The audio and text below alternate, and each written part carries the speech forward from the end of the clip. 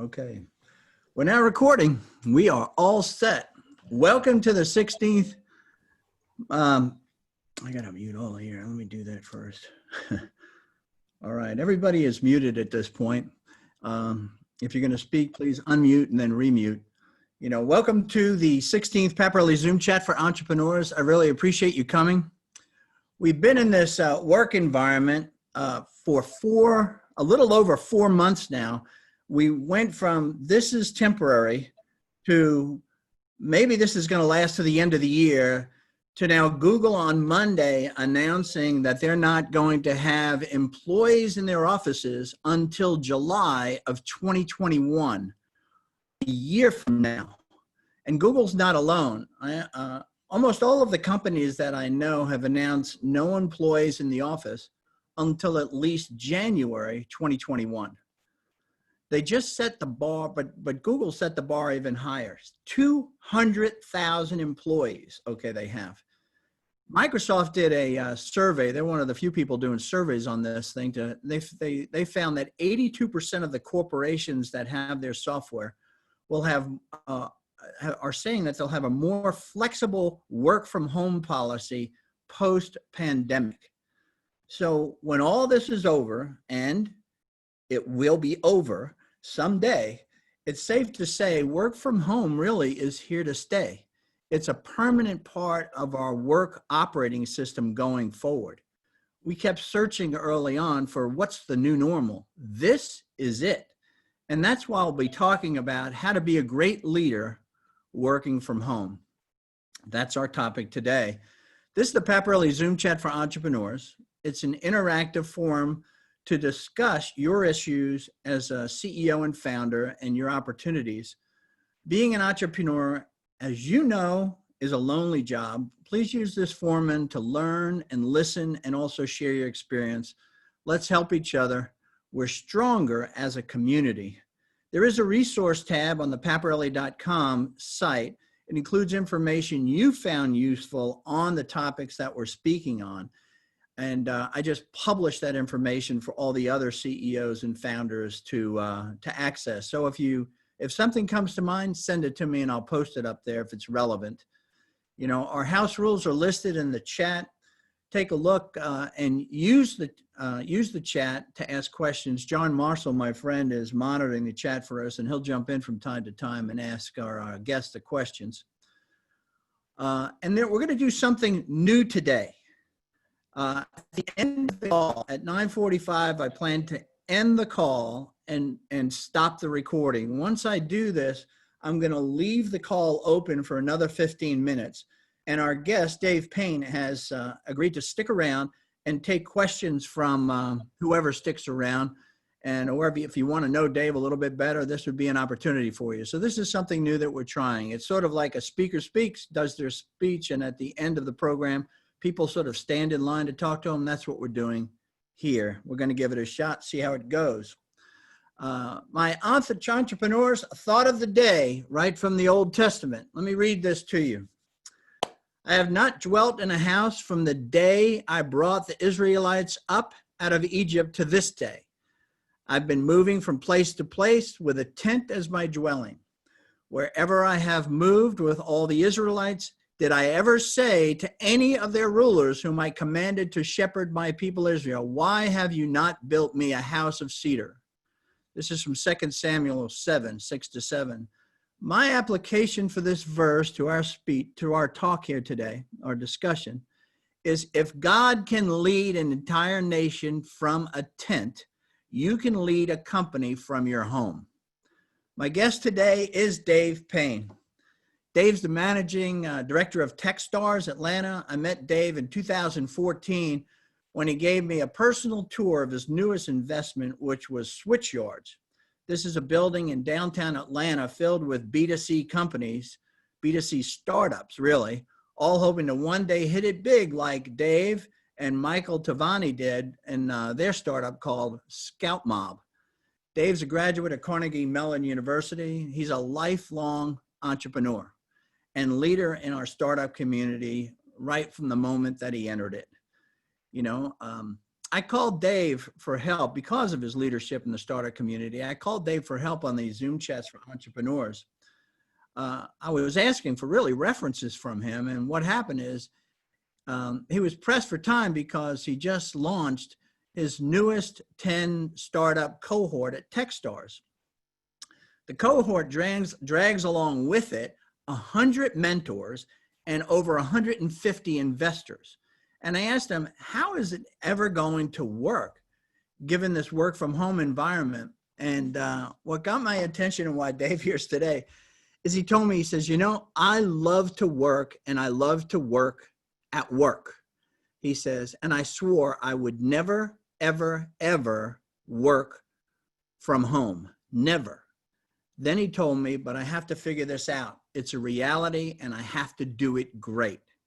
And that's how this Zoom call came together. Dave's one of the smartest tech leaders that I know here in the Atlanta area. And I know he figured something out when he told me, you know, I did a 180 on work from home.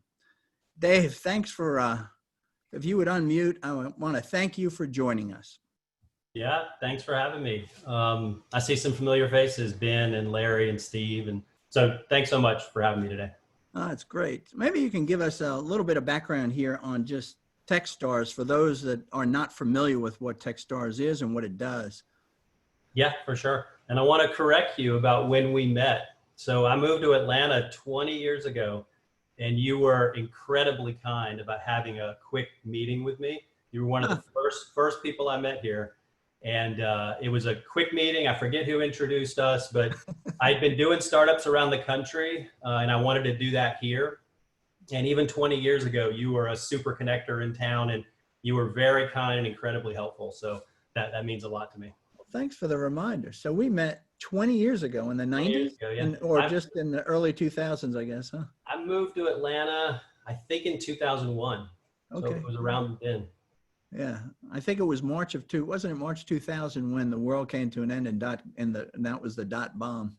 But go ahead, tell us about TechStars, you know?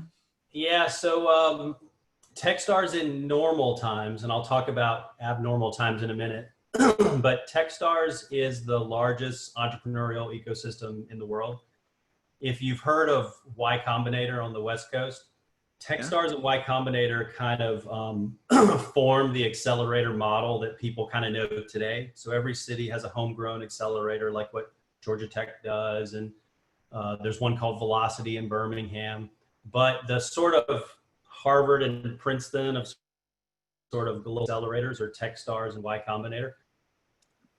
And Y Combinator takes this approach of kind of flying a couple hundred startups a year out to the Bay Area. TechStars takes the opposite approach. We invest in just as many startups every year, 400 or 500, but we have different cities, and every city has a managing director like me. So I'm the managing director of the Atlanta program. This was started by Brad Feld in Denver, wasn't it?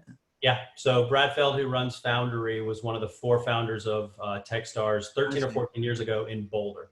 How many locations are there now, Dave? There's almost 50. And they're international now, right? All over the world. Yeah, I think there's maybe around 20 in the US. Okay. And you know, the TechStars Accelerator program is like a lot of accelerator programs because TechStars created the playbook for accelerators. And so it's very much get paired up with good local mentors. So we have a mentor pool of about 100 in Atlanta that are just top-notch founders, investors, domain experts. And then you sort of work on your business, whatever sort of holes you have. And then there's a demo day, like a traditional demo day at the end.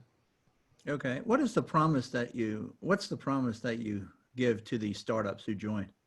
Yeah. So I should have said this. I should say they apply, whom you select. Okay. One of the things, just to let people know, tell them a little bit about your tour on how you selected 10 startups for this cohort. Yeah. So because YC and TechStars are they're very competitive, like both programs. The acceptance rates for almost every one of these programs is 1%, 2%, 3% of the startups that apply. So we got hundreds of applications for 10 slots. And the nice thing about the Atlanta program, and every program has a little bit of a different flavor, and I'm happy to talk about that. But the thing about the Atlanta program is Cox Enterprises funds this program in Atlanta. Okay. And some of our TechStars programs are funded by corporates. Some aren't, some are. Normally, when you're funded by a corporate, the corporate wants the accelerator to be a little bit of an innovation lab for them. Yeah. For example, Target created a retail tech accelerator in Minneapolis, and they wanted to see all the new retail tech things happening. Cox has taken an entirely different approach for this program. They just want to help the startup ecosystem. And so the managing director has full autonomy to go anywhere in the world to recruit any type of vertical they want. So when I took over the program last year, because I grew up in the South and I had my startup success in Atlanta, I decided I was going to exclusively focus on the Southeast. And so every year I visit about a dozen of the main startup hubs in the Southeast: Birmingham, Chattanooga, Charlotte, Raleigh-Durham. And I meet over 1,000 startup founders every year. That's a KPI that I track closely. And so this year I touched over 1,200 startup founders, got a couple hundred applications, and chose a class of 10. And that class started 3 weeks ago. So here you are, you talk to 1,200 startups, you go to 12 different cities. Is that what you're saying? Mm-hmm. These startup hubs. So, I mean, talk about being a great connector. If you want to know about the entrepreneur environment in the Southeast, Dave's one of those guys that's been to all of them and they all know him. But it's, so you've gone from this in person, now here you are working out of your cottage house behind your home in a home office, which is, you talk about, that is 180 degrees. But before we go there, just one last thing I wanted to ask, and I skipped over it because I changed the question, was tell us just briefly what the promise is that you give to these startups if they join TechStars, if they're lucky enough to get into the program. Yeah, so I assume most people on this call know that when you're working with startups at this phase, so this is not the venture capital phase. This is the angel investment level phase. That's the accelerator phase. Yeah. When you're working with 2 or 3 or 4 people at a startup, at that phase, even the top 2%, which is what I select every year, even the top 2% have just big holes, you know, and the holes are different. There'll be co-founder conflicts. It'll be, I can't raise money. You know, I don't know how to do marketing. I don't know how to do B2B SaaS sales, you know, whatever. Like they'll have massive holes. And the promise, and I could talk an hour about this topic, but the Cliff Note version is, the promise really is you're going to do about a year's worth of work in 3 months, focused on kind of filling the main gaps of your startup. So when you we'll kind of get you sort of we'll get you prepared to really launch in effect. Okay. That's pretty cool. So now what you've done is you talked about a lot of people here. You know, you talk about 100 mentors, you got 10 startups, they have multiple people in them. You've got angels that are surrounding you. You got Cox Enterprise, right? You got all this. You've got the network of TechStars. You know, so how are you going to go about doing this working from home? Yeah, that's a huge challenge that you've moved to, and no one's done it before. There's no playbook for it. So what do you tell us about what you're faced with here? Yeah, so I'll tell you just a bit about me personally, just for 30 seconds, and then I'll talk about TechStars. So as Charlie referenced before, I'm somebody, I love to work. I come from a family of people that worked all the time, generations, and I just love working. I'm sure a lot of people feel that way on this call. And I've never wanted to work from home. I like separating my work from my home. It's like an important part of kind of how I've worked in the past. And I'm pretty bad at working from home because I'll do laundry and I'll do home stuff when I need to work. So not for a single day in my 48 years have I ever really wanted to work from home. And I've really gone 180 since this happened. And to tell you a little bit about TechStars, so TechStars has these 50 programs all over the world. We happened to launch a program in Italy last year for the very first time. And so in January, when all this started happening, when COVID started spreading out of China, we had a program running in Italy. And we have a second TechStars program in Atlanta that's a social impact program. That's a different team. I don't run that program.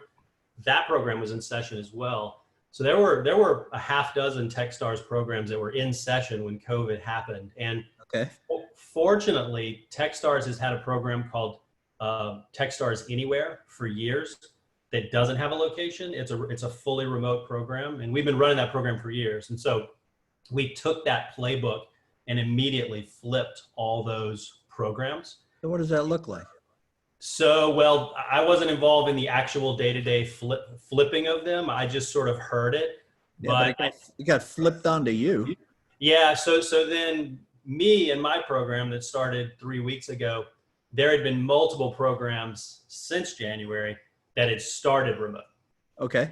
And so TechStars starts this sort of internal scramble to what are the tools and what are the processes and what are the best practices to kind of do this remotely. And so I'm sure we're going to talk about, all these topics, but it really, I can't even count the number of Zoom calls I was on before my program started to talk about the pros and cons of doing a virtual program that's normally done. We have a beautiful office in Ponce City Market, and normally we're past that now. So here we are. Yeah, we're working from home. Everybody's working from home, includes those 10 cohorts, the mentors, everybody else. So tell me how you, when this dump truck came and dumped onto you here, what did you do? Yeah, how are you approaching this? Because you're very community based, okay, which is, we look to these other entrepreneurs that are on these calls. I mean, they're running companies, right? It's the same idea. I mean, you've got to get everybody together and get everybody on the same page. Yet you got to treat everybody as individuals and help develop them. So tell me how this is a daunting task. I don't even know where to start with it. Where did you start? Yeah, it's funny that you say TechStars is community-based because it would seem that way from the outside. In actuality, the program is fairly insular. So nobody on this call, if in normal times, can just stroll in to Ponce City Market during program and sort of take a seat. It's those 2% that I selected. Okay. And the mentors, and that's kind of it. And so, there's not a lot of community events normally during a program because these startups, they have these holes and they're real focused and they're cycling real fast. So that's sort of the landscape. We did a lot of things. And one of the things I just want to point out is an experience that I had. I met with one of the Cox people, I guess, that's helping you with the program. And I went to Ponce City Market. And one of the things that I saw is that you were calling meetings. I mean, everybody has their own little space, but you were calling meetings, and I know that you get them all together and you'll talk about a particular topic. There'll be a lot of interaction around that topic, so they're learning from each other as well as learning from you or whatever expert or mentor you bring in. That's the kind of thing that I just say, well, how do you deal with that? And how do you deal with the idea that, you're going around from time to time, just meeting with people and saying, they kind of just grab Dave and say, hey, Dave, I'm wrestling at this. What do I do? What's going I just wanted to give people a little of that background on what it looked like at your office. Okay, go ahead. Yeah, for sure. You're talking about in the old time, like how. I'm talking about the old time. Yeah, the way it used to work, way back, 3 months ago. Okay. All right. Yeah. So yeah, I mean, our space is 12,000 square feet in Ponce City Market. It's beautiful. And we've got little pods. TechStars companies are usually 1 to a dozen people, founders and employees. So we got these pods, 10 pods, because every class is 10 startups.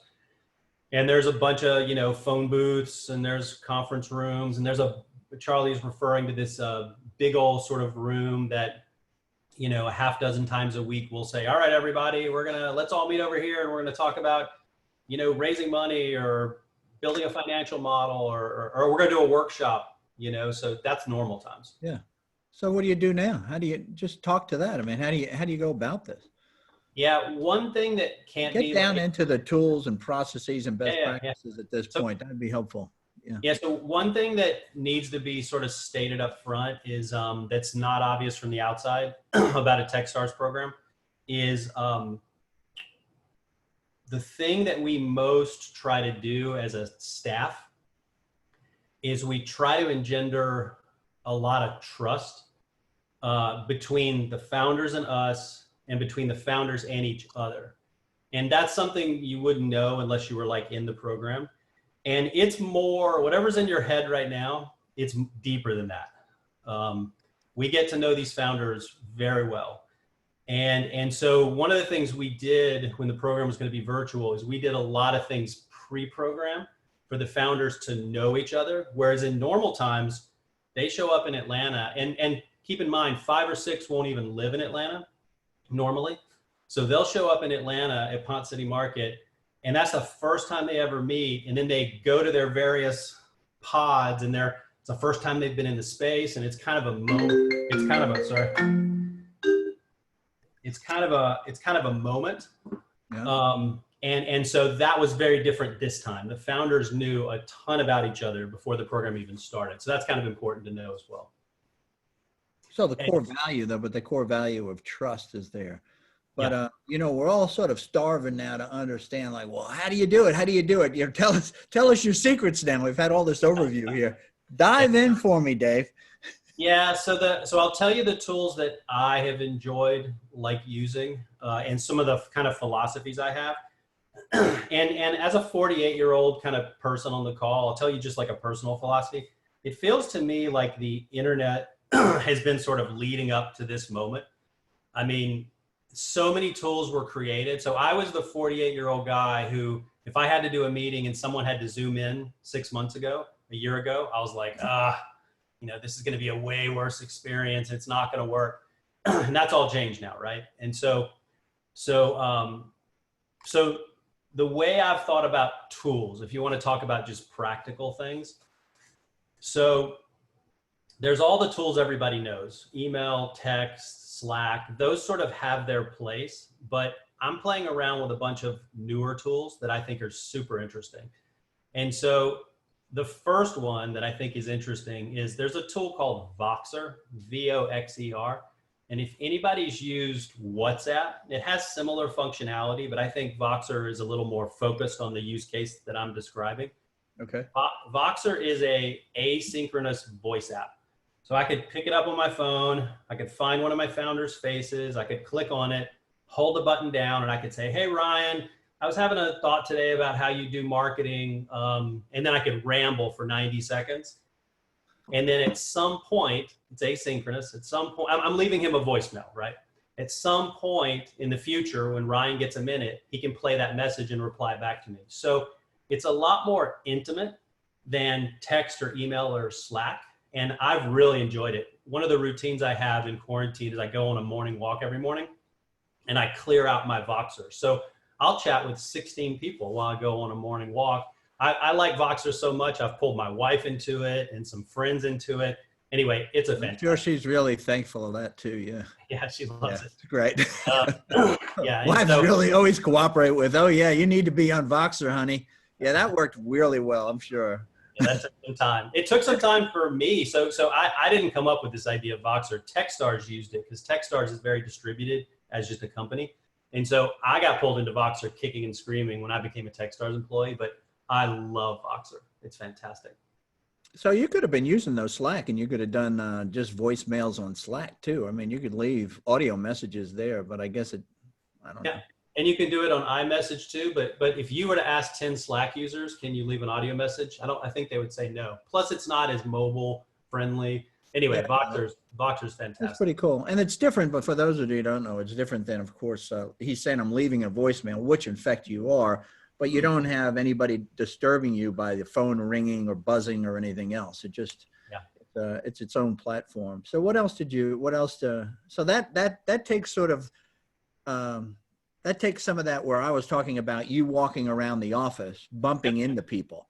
Yep. That's what this is really about. So when I have one of these ideas and I want to run it by Dave, I Vox Dave. So I don't lose that. And then Dave comes, so that's good. Okay, go ahead. Yeah. And Charlie, I think you're making a really good point there that I should have made. I'm starting to think about these tools as individual use cases. So Voxer's use case is I go over to one of those pods and I say, hey, Ryan, I want to talk to you about something. Like that's the singular use case for Voxer. Right. And so the next tool, which is. Because I think the way to look at this thing is that we have a way that we operated when we're in the office. And so now we're saying I'm not in the office. I still think what I was doing in the office was important. So how do I solve that problem remotely? That's really what we're trying to do here by work from home. But go ahead. I'm sorry.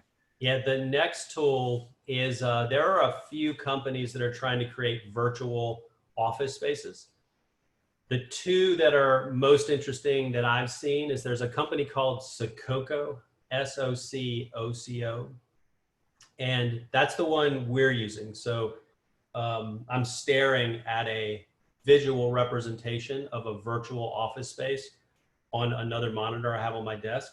And I can see my office and my icon is there, and there's a little red dot that says I'm busy, so no one can like come into my virtual office. And this virtual office space has offices for all the companies. It has conference rooms. It has a happy hour room. If after work on Thursday, anyone wants to like have a beer together, it's got a. Does this actually configure the office exactly like your office? So no, yeah, well, so you can, but we chose to go through, they have about 100 other configurations that are better than our office space. And so you can do whatever you want, right? No, but it's like a physical layout. It looks like what your sort of office architect would do when you're building out your space. So you see all of these little rooms, and so it gives you that sense of being in an office. Yeah. So go ahead. And we're still playing around with it, and I'm still trying to figure out how powerful it is.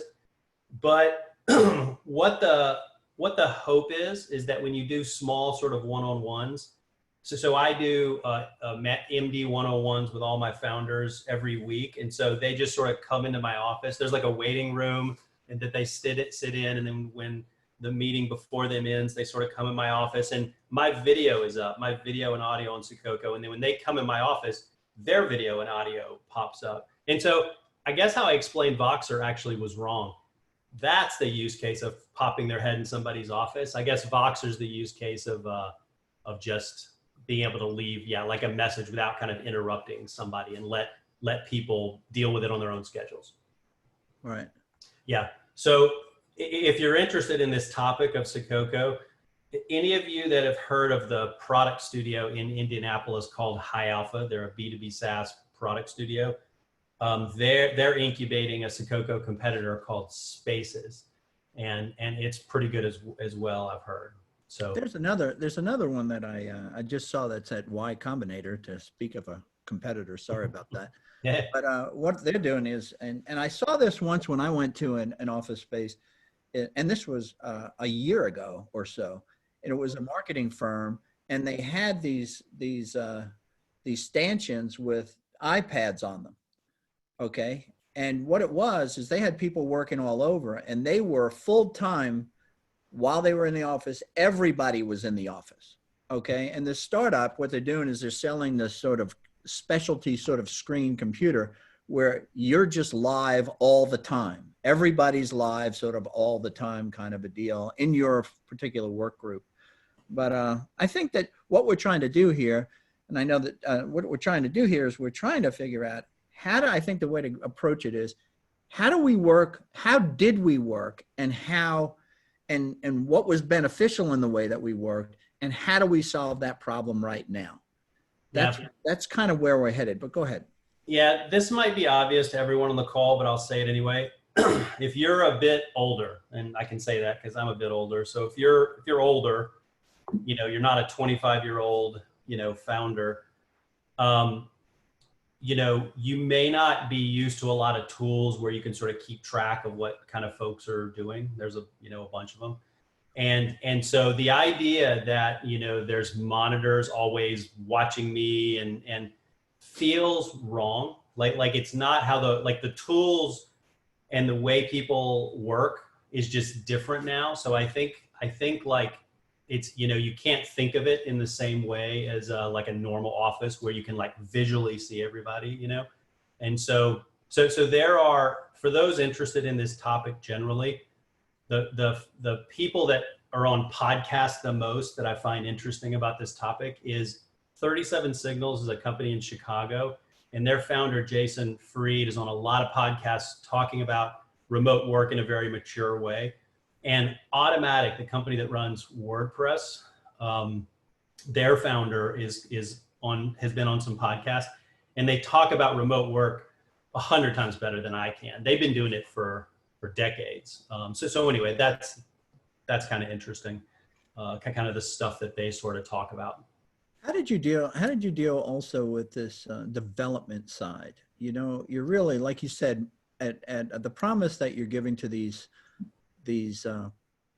founders is that you're going to help them recognize their gaps and then fill their gaps. And not everybody has the same gap. Mm-hmm. All right. So how do you do that sort of development side of that thing, as opposed to what sounds like right now, just sort of quick interactions? Yeah.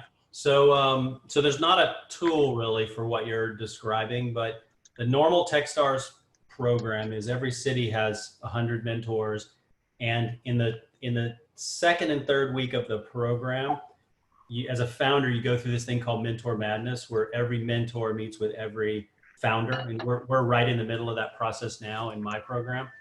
And so there's no difference with that process. Like if I rattled off the names of the TechStars mentors in Atlanta, like these are people we would know, and they're doing Zoom calls every day like this, and they're meeting our founders. And frankly, this process is easier virtual than it was in person, because people don't have to drive down to Pond City Market and move around to rooms. And and then to your point, Charlie, the goal is when 5 or 6 of those mentors each get paired up with a single startup, Right. then they spend the program focusing on those kind of gaps. And it's not so much people development, but it is, it's just the tactical help they need. And I don't think there's a whole lot different in this virtual environment. Well, one of the things that I've noticed was not working well was that Atlanta Tech Village, for example, they have a group of mentors. You know, now there's no assignments, if you will. There's just this general mentor group. And on Fridays between 10 a.m. and 12 p.m., you would have this, you would sign up to be available in what is their lunchroom or gathering, community room, if you will. And then entrepreneurs would come in and ask questions. They have not gotten that figured out now in this virtual environment. So how do you figure that out? You see? Yeah. I mean, Yeah, I mean, I have a co-working space in Atlanta. When I sold my startup, we started a co-working space. So I have some empathy for co-working spaces, and I'm a mentor as well, like you are at Atlanta Tech Village, and I know that crew very well. I haven't paid attention. I've been sort of focused on my class. I haven't paid attention to what they're doing. So these are all just guesses, but they're probably still thinking about sort of the world in like a similar way. And by that, I mean, they're thinking, well, I don't know if it's a month from now or 6 months from now or a year from now, but at some point, most everybody's going to be back to Atlanta Tech Village. And so, they may not be thinking about it, in this kind of similar way.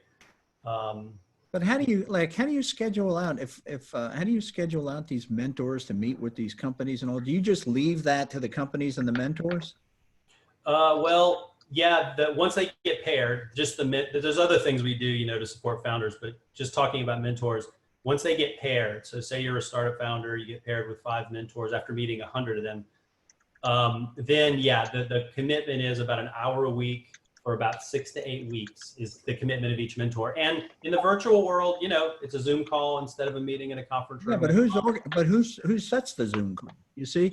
So in that instance, they do, because they're working with personal schedules between the mentor and the founder. But everything else that happens at TechStars is scheduled by, there's a woman that works with me who's a program manager for the okay, program, I got it. and she sets that.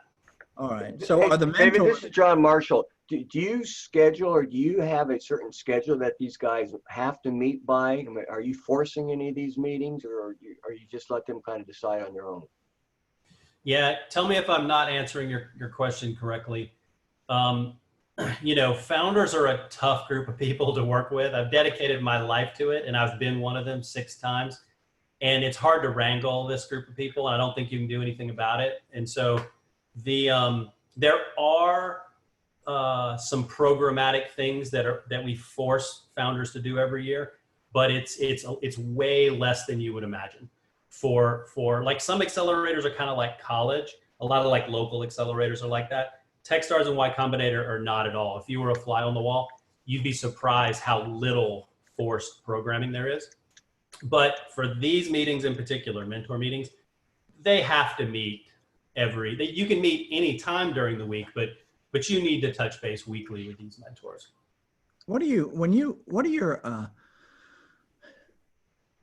fear is going to be missing, having done a few cohorts here, Dave? I mean, you sit here and go like, yeah, we've got these different tools and we got it all kind of working together. And you go like, oh my God, I really hope by the end of this thing, it actually works. What's missing? What's scaring you in effect, or worrying you is probably a better word.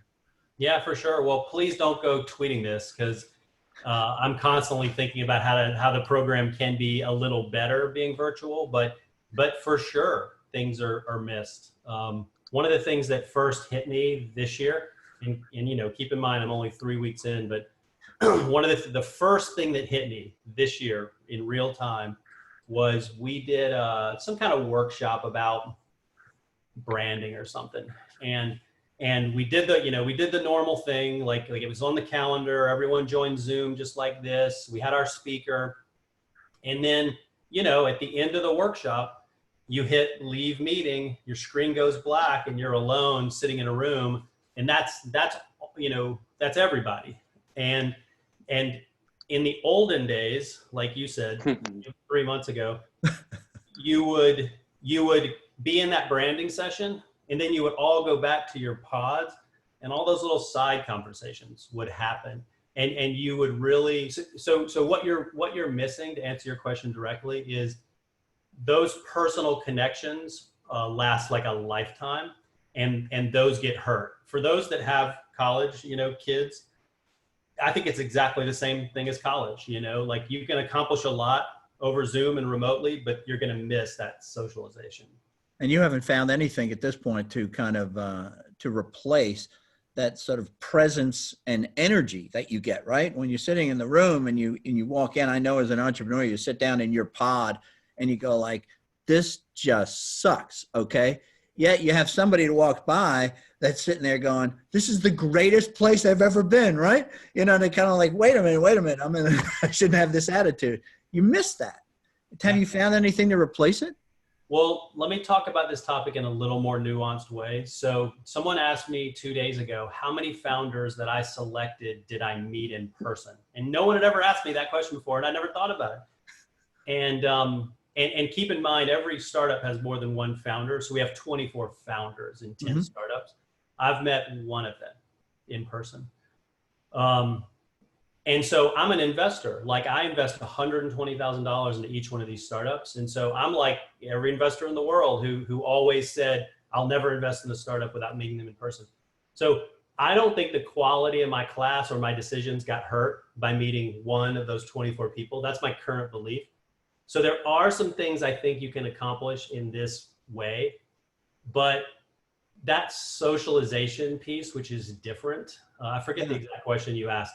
I don't know how you solve that. I haven't solved it. Like, I don't know. Maybe it's not solvable. Okay. How did you meet that? How could you only meet one of the 24 founders if you went around to 12 cities and talked to 1,200 startups? So some of those were. Did you miss those 10?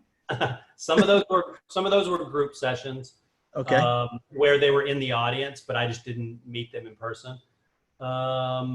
Some of them were like introductions. So I've got companies. So even though I went around to the South, one of my companies is in Seattle, one's in Denver, and one's in Toronto. And so the TechStars network is pretty strong. And so I just get introduced year round to these. How did you get to this? How did you get to this point where you said, and this was the topic of this thing. It said, I did a 180 on working from home.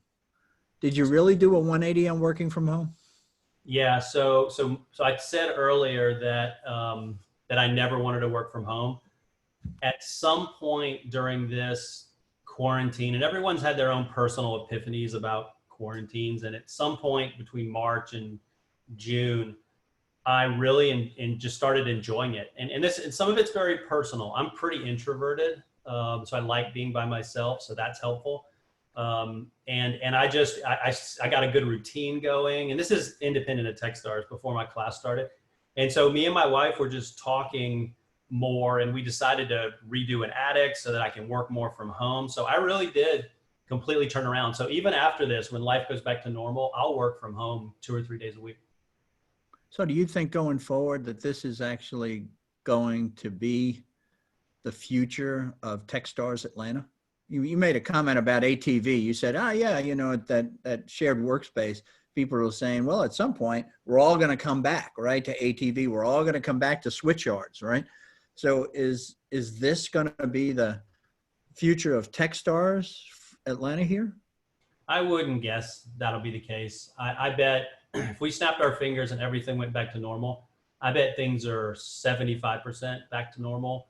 But there's a 25% that just got accelerated by 10 years, where I said earlier, the person that joined the Zoom call 6 months ago, a year ago, I rolled my eyes and I'm like, someone's joining via Zoom. I won't do that anymore. I won't feel that way anymore. And that's changed for all of us, right? I mean, for most of us.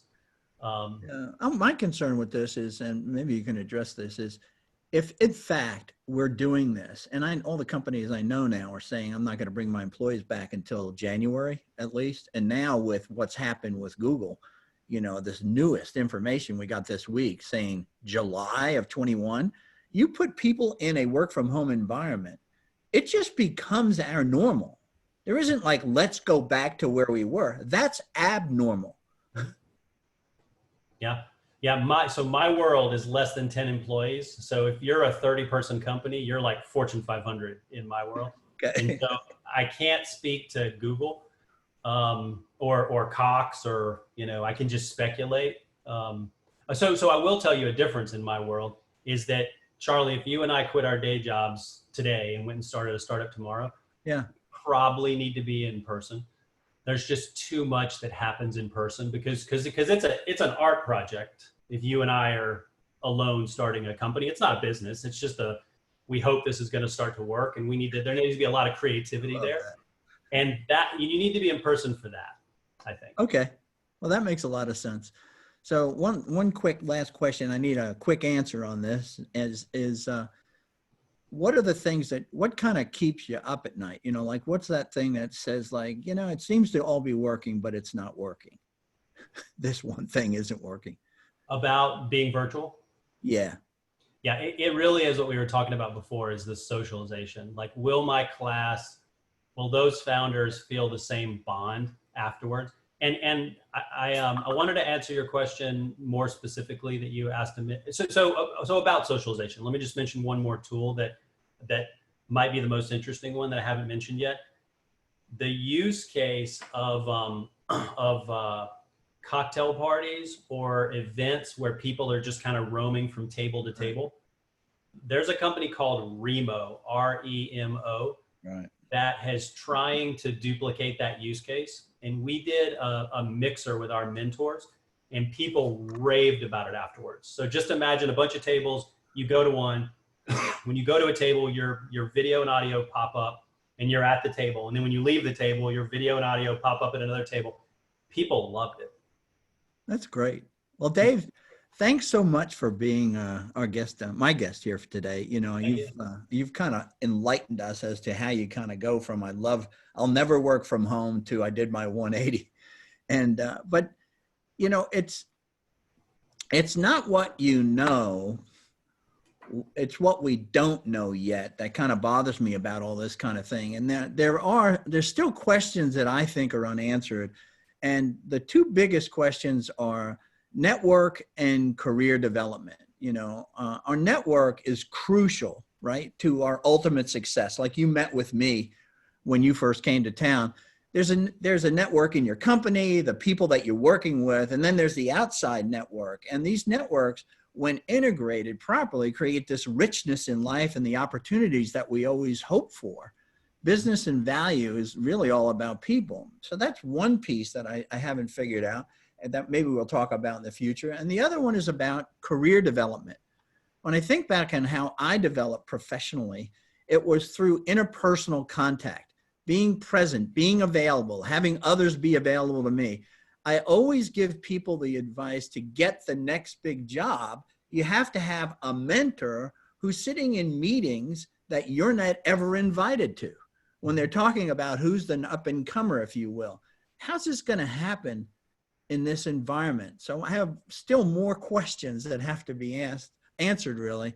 But thanks, Dave. You know, today we have a fast start on how to work from home because you finally gave in and said, I'm going to do it. Great tools, proven and tested techniques that you've really come up with.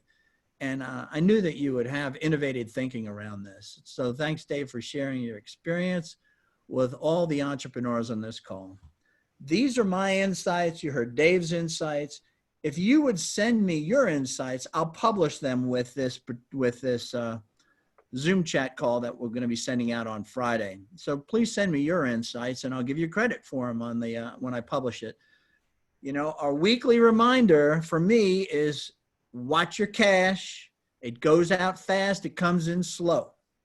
We will get through this. You will get through this. Learn fast, decide fast, go faster. Next week on August 5th, my guest is going to be Faraz Zubari, who's the founder and CEO of ExamMed. He's one of those guys that went from trying to evangelize an industry to actually taking orders faster than he could take them and implement software. So come and see what he did and what he learned. Sign in early. I say come at 8:45 and we talk and catch up for 15 minutes. And remember, I am praying for you. Now, this is where we're going to end the call and I'm going to stop recording, but Dave's going to stick around for those of you who want to talk to Dave. I don't know how we're going to handle it, but we'll see how it goes. Dave, I'm going to need your help on this. So thank you all for coming. I'm going to stop the recording right now.